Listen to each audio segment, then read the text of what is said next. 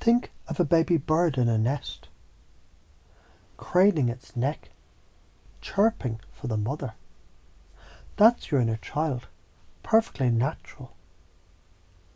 When you're small, survival depends on someone swooping in. But if that bird never grows wings, it becomes food for cats. Wanting to be saved is natural, but clinging to it is fatal. Science confirms this. Resilience in adults isn't built by avoiding stress. It's built by gradually facing it.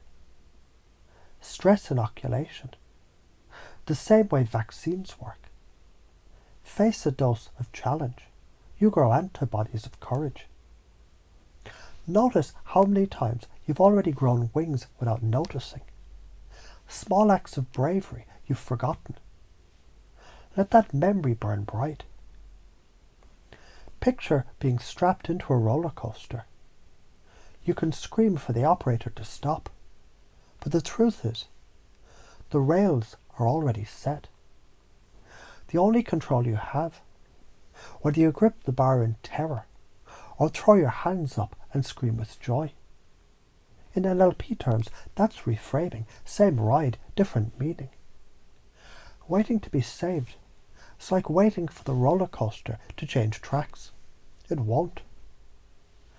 Choosing your stance, that's where freedom lives. Reframe one moment now. Something you thought happened to you. Notice how it shifts when you see yourself choosing your stance instead. Fear is like junk food for the nervous system. Quick relief, no nourishment. Asking to be saved. It's like demanding someone else digest your food for you. Doesn't work. Neuroscience. Your amygdala fires, demanding escape. But your prefrontal cortex only grows stronger by staying in the discomfort. This is your exposure therapy, resilience training, meditation, all the same root. Build tolerance to reality instead of outsourcing it. The village elder tells the child, "Do you want me to carry the hot coal for you?" The child nods. Elder says, "But then your hands never grow calluses, and tomorrow you'll still burn." Remember the last time you faced fear and didn't die? Anchor it. Feel it. That's proof of your calluses forming. Dependency is like drinking seawater. It looks like salvation. But the more you drink, the thirstier you get. Empowerment is the fresh spring that you dig with your own bloody hands. Yes, it's hard work, but when you find it, you quench not only your thirst, but others. Biology backs this. Stress hormones drop when you act, rise when you wait helplessly. Action is medicine. Passivity is poison. See yourself digging right now, with every breath. You're unearthing water that you thought you'd never find. Wanting to be saved, it's like standing at a locked door, waiting for someone with a key. The twist, the key has been in your pocket the whole time. You pat yourself down, laugh, and the door clicks open. Every time you hear yourself think, "I need saving," ask, what key is already in my pocket? Why do people want to be saved? Fear of facing reality.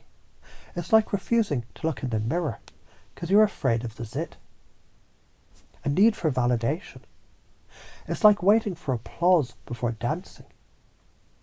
A lack of self-trust. It's like refusing to swim until you've already learned how not to drown. Childhood needs. Like still sucking your thumb at 40.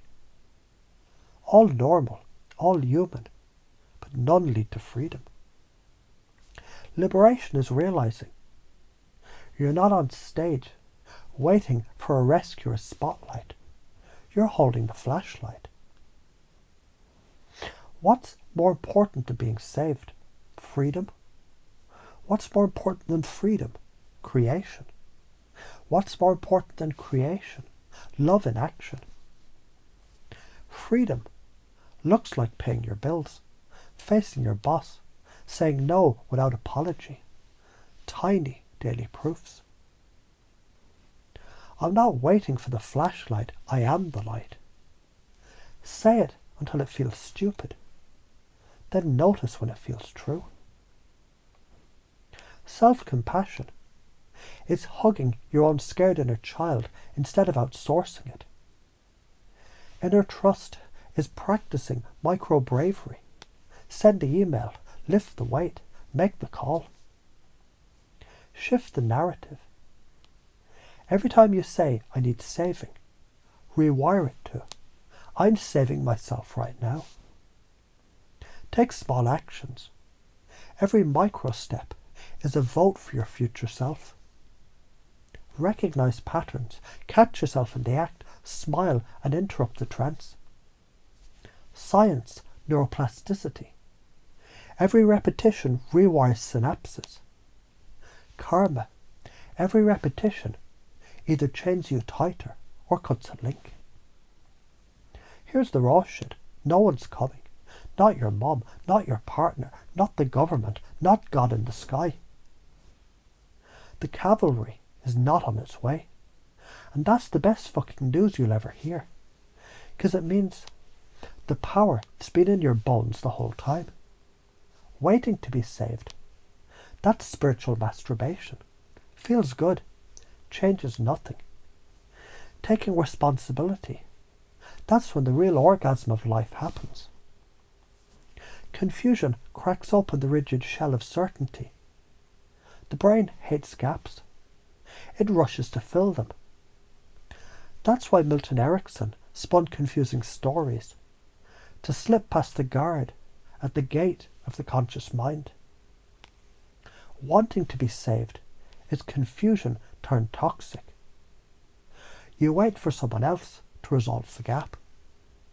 Healing is confusion harnessed. You resolve it by moving, by acting, by choosing.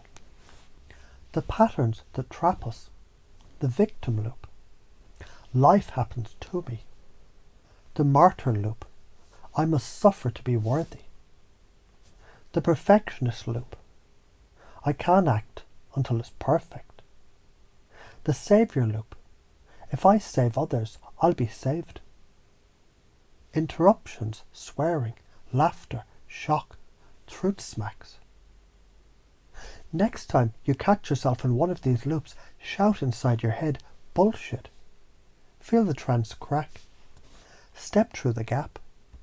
If you keep waiting to be saved, you calcify, bitter, resentful, always blaming. If you stop waiting, you become the storm, the builder, the flame others gather around. Science says, learned helplessness shrinks the hippocampus. Empowerment grows neural networks. Karma says, if you dodge responsibility now, you inherit the bill later. So the parable is this. You are the firefighter in your own burning house. You're the surgeon holding the scalpel over your own chest. You're the key holder standing outside your own locked cage. No one else can play those roles for you. Stop waiting for the hero. Be the bastard who kicks down the door. And notice, when you stop waiting for saviors, something wild happens. People start to gather around you. Not because they saved you, but because you remind them that they too were never broken. Every breath is a rescue. Every step is salvation. No one's coming, because no one needs to.